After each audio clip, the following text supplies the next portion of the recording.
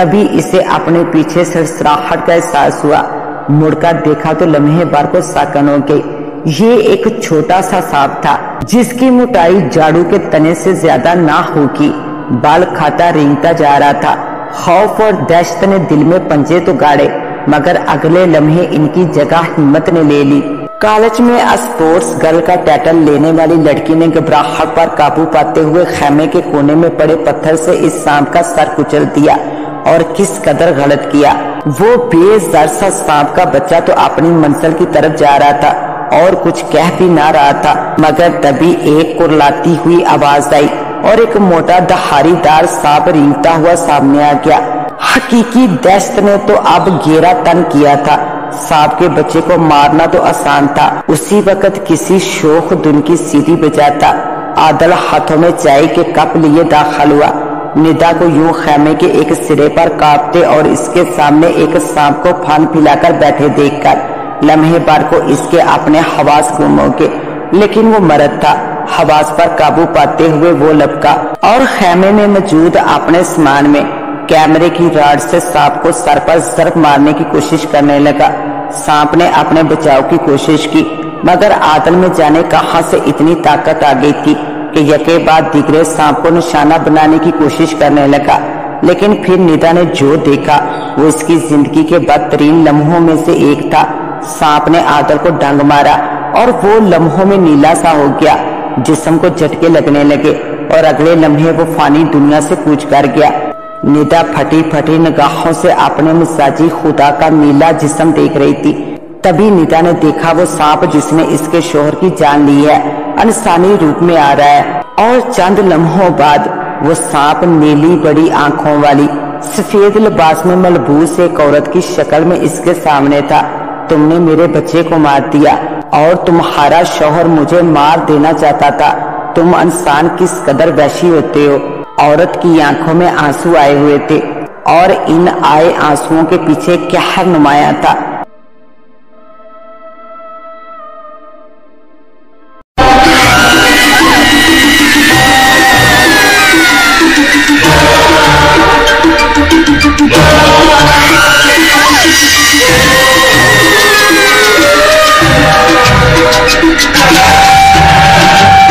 बिस्मिल्लाहिर्रहमानिर्रहीम। इससे ज्यादा हवा में बनी गई कहानी सुनने का मुझ में हौसला न था, इसलिए मैंने निदा को टोक दिया। निदा, जो किस्सा तुम मुझे सुना रही हो वो फिल्मों में तो अच्छे लगते हैं, डाइजेस्टों में इन मौजू पर कहानियां दिलचस्पी की हामिल लगती हैं, लेकिन हकीकत में कुछ नहीं। मैं सच कह रही हूँ मैडम, ये एक हकीकत है और मैं दिल ही दिल में उकता कर रह गई। शायद आज का दिन ही खराब था। इस फजूल गोई में मजीद वक्त जाया करने का मेरा हरगिज दिल न था। मैं उठी और अपने ऑफिस में मौजूद कपड़ के खाने को खंगालने लगी और कुछ देर बाद मुझे मतलूबा चीज मिल गई। ये एक विजिटिंग कार्ड था। कार्ड मैंने निदा को थमा दिया। डॉक्टर सबिया मेरी बहुत अच्छी दोस्त है, शहर की जानी मानी दिमागी डॉक्टर है। मेरे ख्याल में तुम्हें इनसे मिलना चाहिए। निदा टुकर टुकर मुझे देखने लगी, फिर इसने उल्ट पलट कर कार्ड को देखा। मोटे मोटे आंसू इसकी आंखों में आन ठहरे। अपना बैग संभालते हुए वो उठ खड़ी हुई।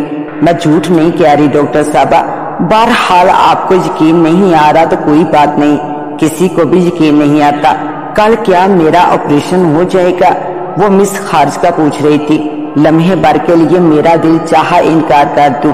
जाती नापसंदीदगी की वजह से मरीज को इनकार करने की मुझे इजाजत ना थी और ना ही मेरा ज़मीर मुझे इजाजत देता था, इसलिए मैंने इस में जवाब दिया। इंशाल्लाह कल तुम्हें जूनियर डॉक्टर्स और नर्सिंग स्टाफ बता देंगे। निदा के जाने के बाद मैंने चंद एक और मरीज देखे, मगर दिमाग उधर ही अटका रहा। औरत के पेट में सांप का बच्चा, ये सोच तो जैसे मेरे दिमाग से चिमट कर रह गई और मैं करा कर रह गई थी। इसलिए तो मैं नफ्सियाती मरीजों से अज्तनाब करती थी।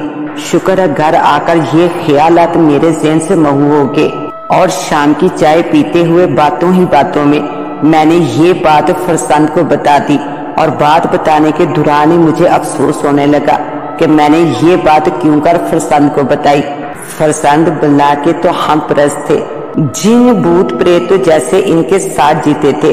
اور ایسی باتوں کو وہ کبھی ہوائی باتیں نہ سمجھتے تھے۔ نادیہ تم یہ آپریشن نہیں کرو گی، چائے کا خالی کپ میز پر رکھتے ہوئے فرزان کہہ رہے تھے۔ مگر کیوں؟ جب تمہیں الٹرا ساؤنڈ پر سانپ کا وہم ہوا تو ممکن ہے اس لڑکی کی باتیں ٹھیک ہو۔ فرزان مجھے صرف وہم ہی ہوا ہے، میں نے زور دے کر کہا تھا جو بھی ہے تم آپریشن نہیں کرو گی، ایسے ہی مسئلے نہ پیدا ہو جائیں۔ بھئی مجھے تو شروع سے ناگ ناگن کی باتوں پر یقین ہے، بھئی کوئی وجہ تو ہے کہ لوگ صدیوں سے ایسے قصے سنتے اور بنتے آ رہے ہیں اور میں پہلو بدل کر رہ گئی۔ شوہر کی بات سے انکار کرنا بھی اچھا نہ تھا اور ہاسپٹل میں ایڈمٹ کیے مریض کو بلا وجہ آپریشن کے بغیر مجھے ڈسچارج کر دینا بھی غلط تھا۔